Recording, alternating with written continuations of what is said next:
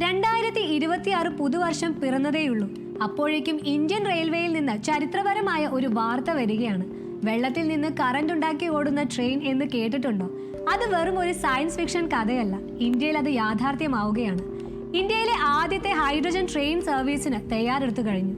എന്താണ് ഇതിന്റെ പ്രത്യേകതകൾ? എവിടെയാണ് ഇത് ഓടുന്നത്? നമുക്ക് നോക്കാം.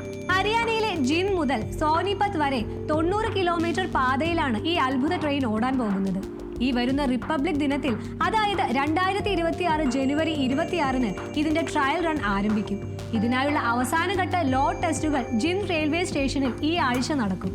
ഇതിന്റെ സാങ്കേതിക വിദ്യയാണ് ഏറ്റവും രസകരം. ഡീസലോ വൈദ്യുതിയോ അല്ല, ഹൈഡ്രജൻ ഫ്യൂവൽ സെല്ലുകളാണ് ഇതിന്റെ കരുത്ത്.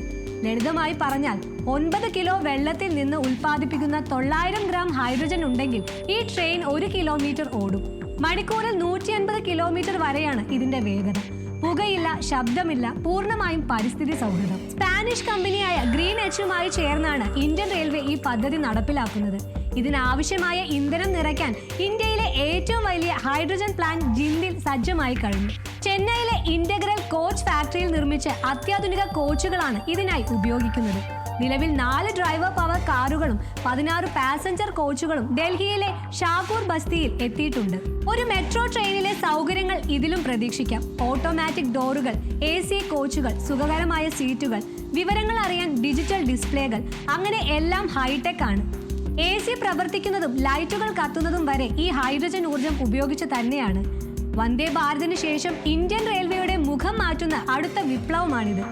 ജിൻഡിൽ തുടങ്ങുന്ന ഈ മാറ്റം വൈകാതെ ഇന്ത്യ മുഴുവൻ വ്യാപിക്കുമെന്ന് പ്രതീക്ഷിക്കാം.